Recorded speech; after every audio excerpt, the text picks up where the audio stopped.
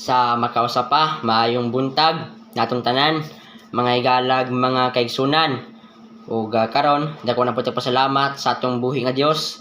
Diin iya na pud ang giyatagan ug lain na pud nga panahon alang sa pagtuon sa iyang mga balaang pulong nga naipatik diha sa balaang kasulatan pinaagi sa atong programang pagtuki sa pagtuo diin usa ka programang mubutyag, musaysay ug mutuki sa mga pagtulun-an diha sa Biblia ug maopoy mo pasabot sa mga gikalibgan, mga igalag, mga kaigsunan. So karon adlaw karon nga Webes apan sa dili pa ta moadto sa unahan, sa dili pa nato tukion ang atoang suhito karong kabuntagon, atuasang dapiton ang presensya sa atong buhi nga Dios pinaagi sa atong pinasahing pagampo.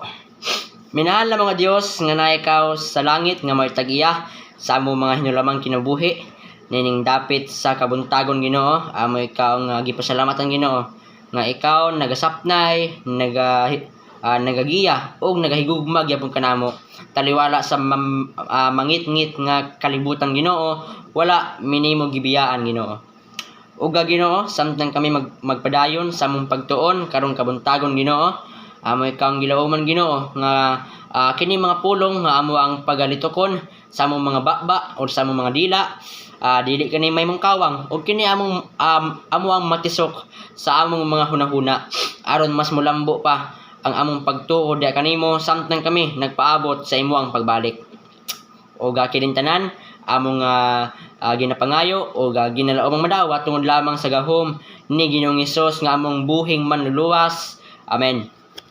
So karon mga kaigsunan, ato ang ipadayon ang atong pagtuki kabahin na sa 28 katima sa ato ang iglesia sa Seventh-day Adventist Church nga nagabase jud mismo sa Biblia, no? So gahapon ato ang gisugdan og tuki, ato ang gisugdan og saysay ang kabahin na sa pinakaunang tema diha sa 28 katima nga mao ang balaan nga pulong sa Dios or ang Biblia. So karon ato ang padayunon og tuki ang ikaduhang tema diha sa 28 katima, mga igalag, mga kaigsunan ug sayod nata nga ang ikaduhang topic or ang ikaduhang tema mahitungod na sa ato ang buhi nga Dios o sumao ni ato ang pagtuon karong kabuntagon ang mahitungod na sa atong buhi nga Dios. So mga kaigsunan, kung magsulti ta og Dios daw daghan ang moingon nga ang atong buhi nga Dios daw misteryo, no? Gumikan kay walay nasayod kung unsa siya, no? Walay nasayod kung aha sa gikan, no? So daa di mo ingon nga ang atong buhi nga Dios nga ato ang ginaalagaran daw misteryo. Wala gipadayag ang iyang nature diha nato. Apan mga igalag, mga kaigsunan karong kabuntagon atong tukion kung unsa jud ang iyang nature, unsa jud ang atong buhi nga Dios na abasay mga persona, no? So ato anang tukion niining ato ang pagtuon karong kabuntagon, mga higalag, mga igsoon. So kung magsulti ta og buhi nga Dios, particularly sa atong Dios nga ginaalagaran, ato adyo siyang masayran pinaagi sa Biblia nga siya walay sinugdanan ug wala poy pagkatapos, mga kaigsunan. Ato kaning basahon Salmo kapitulo 90 versikulo 2, mo ni gipahayag sa pulong sa Dios, mo ni giingon Salmo 90 versikulo 2, sa wala pa patunghaa ang kabukiran, kung ang yuta ug ang kalibutan nga imong gihimo, bisan gikan sa walay sinugdan ngadto sa walay katapusan, ikaw mao ang Dios sa gihapon. O sumao dinay nature sa atong buhi nga Dios, mga kaigsunan. Siya walay sinugdan ug wala po'y pagkatapos. So kung magsulti po ta og buhi nga Dios, kung unsa jud siya kagamhanan, makita siya nato diha sa duha ka mga punto. Ang primerong punto, mga igalag, mga kaigsunan nga nagpahayag sa atong buhi nga Dios, mao ang diha sa punto may tungod sa creation. O so sayod naman ta, no? Genesis kapitulo 1 bersikulo 1 nga siya jud may nagbuhat sa tanang mga butang, no? Sa sinugdan gibuhat sa Dios ang langit ug ang yuta. O so mo nay pinakaunang punto, no? Diha nato makita ang prinsipyo or ang nature sa atong buhi nga Dios diha sa creation. Og ang ikaduha nga punto, mga higalag, mga kaigsunan, makita nato ang nature or ang pagpamatuod sa atong buhi nga Dios diha mismo sa Biblia, no? Dinhi nato makit-an ang nature sa atong buhi nga Dios nga ginatuuhan, mga higalag, mga kaigsunan, no? Kay matud pa diha sa Biblia, unang Juan kapitulo 3 bersikulo 20, siya nahibalo sa tanan. O sumao ni iya ang nature, no? Iya ang batasan, no? Siya nahibalo sa tanan, no?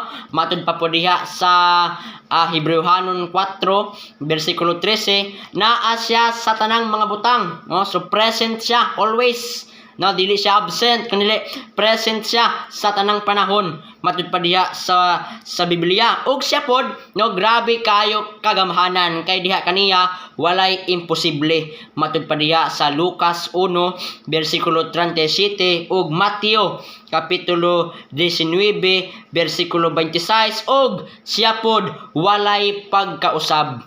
Matud pa diha sa Malakias kapitulo 3 bersikulo 6 ug Santiago kapitulo 1 bersikulo 17, mga higalag, mga kaigsunan. O so atoan namang natuki ang kabahin na sa iyang nature daw naay mo ingon nga Brother Art, pila man kabuok ang Dios, no? So ato po nang tukion, mga kaigsunan, kay sa uban man gud nga relihiyon, particularly diya sa Hinduism, nagtuo sila sa pila ka libo, no, thousands of thousands ka mga Dios ang ilang ginatuuhan. Apan mga kaigsunan, sa ato ang doktrina, sa ato ang pagpamatuod diha sa iglesia, ato adyong masayran pinaagis sa Biblia kung pila jud kabuok ang atong buhi nga Dios.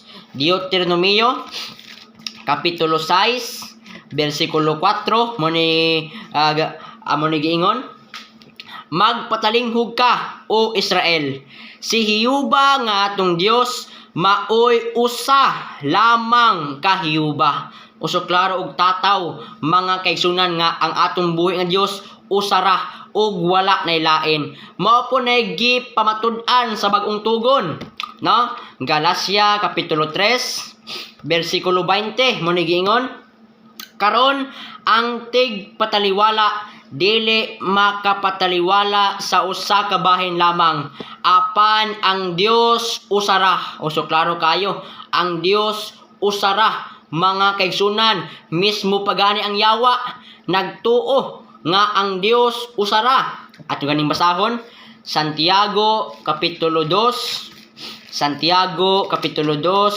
bersikulo 19 mo nigingon, ikaw nagatuo nga ang Dios usara, husto kaniana, ngani bisan pa ang mga Yawa nagatuo man usab og nagapangurog sa kalisang. So grabe kay na ka powerful, grabe kay na katin-aw, mga kaigsunan, nga ang Dios di ay usa na kabuok, wala nay lain. Mabitan ang giingon diha sa permiro yung sugo diha sa napulo kasugo nga higugmaon mo si Hiyuba, no?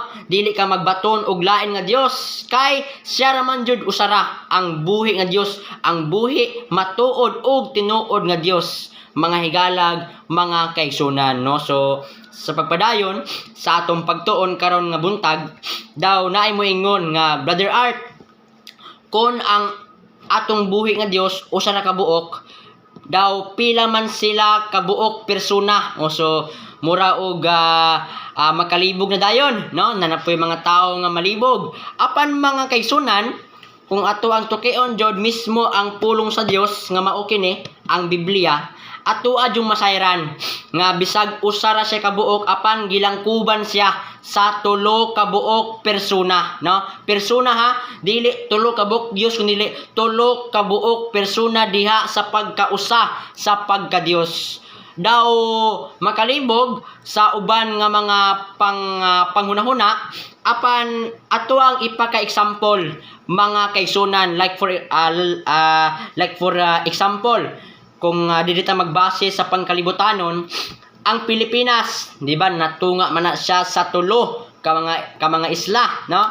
Luzon, Visayas ug Mindanao. Tulo ka lugar, tulo ka isla pan usara ka nasod. So ingon ana pod diha sa pangrelihiyon, no, diha sa pang-espirituhanong aspeto mga kaigsunan. Tulo ka buok persona apan usara Dios. Dili kana dili kana pinataka mga kaigsunan, dili ka na tinumo-tumo, tinuod jud ka na kay mismo ang Biblia nagpahayag ana, no? Unang Juan kapitulo 5 bersikulo 8 manigingon, kay tulo man ang nagapamatuod niini nga mao ang espiritu, ang tubig ug ang dugo, ug kini silang tulo kauyon. So grabe kay na kanindot mga kaigsunan na aday tay tulo ka persona sugod pa lamang sa creation mga higalag mga kaigsunan kanang tulo ka persona sa usa ka pagka-Dios present na diha sa creation, no? Diha pa lang gani sa Genesis 1 verse 26 na naanay plurality sa pagka-Dios kay plural may giskutan din ha. Napod diapod sa Genesis kapitulo 3 bersikulo 22 ug diapod sa Genesis 11 bersikulo 7 samtang ang Dios nanaog sa pagpakgang sa plano ni Nimrod sa pagtukod sa tore, no? Presente ang tulo ka persona diha mga higalag mga kaigsunan ug sa uban pod nga mga parte diha sa Biblia na present gyapon ang tulo ka persona diha sa pagkausa sa pagka-Dios. Ato kaning basahon Isaias kapitulo 48 bersikulo 16 mo nigi pahayag, Dumuol kamo kanako, pamatian ninyo kini. Sukad sa sinugdan wala ko magsulti sa tago. Sukad sa panahon nga kini mamao didto man ako. Ug karon ang Ginoong Hiyuba nagapaanhi kanako og ang iyang espiritu. O sumunitag na sa pag-ari ni Kristo. Siya daw gipaari sa Ginoong Hiyuba og sa espiritu ni Hiyuba, no? So duha og ang ikatulo nagapaanhi kanako. Kanang kanako nga giskutan dinha walay lain kundili si Ginoong Hesus. No, so naa tulo nagpamatuod na sa plano sa kaluwasan mga higalag mga kaigsunan nga mismo sa plano sa kaluwasan present gihapon ang tulo ka persona diha sa pagka-Dios sa pagbautismo gani, no, ni Kristo diha sa Matthew kapitulo 3 present ang tulo ka persona, si Kristo na bautismohan og ang Dios Amahan na ada sa langit og ang Espiritu Santo isip usa ka salampati nagpakita. O so present ang tulo ka persona ug samtang pod sa pagpadala ni Kristo, no, gipadala siya sa Dios Amahan matud pa diha sa Juan 3 bersikulo 16 kanang gipadala siya sa Amahan, no, ug si Kristo maoy nagapadayon, no, sa misyon, no, siya nagpakamatay, siya gilansang sa cross matud pa diha sa Galacia 1 bersikulo 4 ug diha sa Roma 5 bersikulo 8 ug ang Espiritu Santo maoy nagpadala pod diha kaniya pinaagi sa gahom sa Espiritu Santo sa pagsamkon sa tiyan ni Maria, pinaagi sa gahom sa Espiritu Santo nga maoy hinungdan nga natawo si Kristo mga kaigsunan og diha pod sa pagkamatay ni Ginoong Hesus. Si Ginoong Hesus namatay diha sa temporaryo nga pagkamatay og ang Amahan og ang Espiritu Santo maoy nagbanhaw kaniya matud pa diha sa Galacia 1 bersikulo 1 ug Roma 8 bersikulo 11 og ang last mga kaigsunan samtang nagpiyal si Kristo diha sa iyang mga tinun-an sa pagsangyaw sa pulong sa Dios presente gihapon ang tulo ka persona. Matud pa diya sa Mateo 28 bersikulo 19. O so wala tay ikapangulipas ni ana nga naa jud di ay realidad ang tulo ka persona sa usa ka pagka-Dios. Usara ang atong buhi nga Dios apan gilangkuban kini sa tulo ka persona nga mao ang Amahan, ang Anak ug ang Espiritu Santo matud pa diha sa Biblia. Silang tulo nagkahiusa, silang tulo Dios sa pagkausa diha sa pagka-Dios or diha sa Godhead, mga higalag, mga kaigsunan. So ang last nato nga teksto nga atong pagtuon gumikan kay mubo ora ang ato ang oras, makita diha sa 2 Corinto 13 verse 14 mo ni giingon, ang grasya sa Ginoong Hesus ug ang gugma sa Dios ug ang pakigambit sa Espiritu Santo magauban kaninyong tanan. O so giyahan deta niining tulo ka persona samtang naap kita dinhi sa kalibutan, mga higalag, mga igsuon. Ang tulo ka persona diha sa usa ka pagka-Dios dili mo biya kanato sa tanang panahon, mga higalag, mga igsuon. Mao ni ato ang topic karong buntag, ang pagka-Dios. Dang salamat ug maayong buntag natong tanan.